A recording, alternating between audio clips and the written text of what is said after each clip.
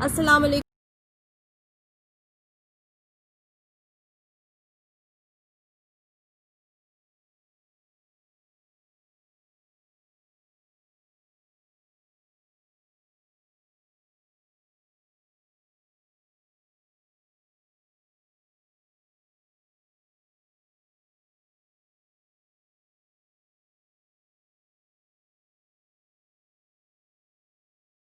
عبداللطیف تھا اور ان کا اصلی نام بھی عبدالوحید تھا.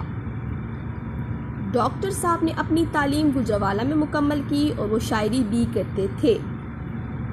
کچھ عرصہ کالج میں پروفیسر بھی رہے. پھر اقبال اکیڈمی کے ڈائریکٹر کے طور پر بھی کام کرتے رہے.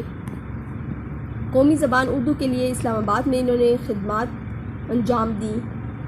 ڈاکٹر وحید قریشی کے تخلیقی کارناموں کی فہرست بہت طویل ہے. اس کی تحقیق میں استدلال پایا جاتا ہے. ان کے اشعار کی تعداد بہت زیادہ ہے.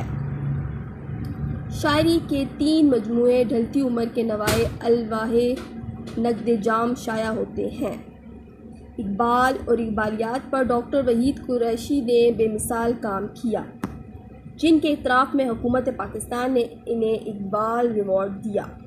مولوی عبدالحق کی طرح وہ ساری عمر اردو زبان کی ترویج اور ترقی کے لیے کوشش کرتے رہے.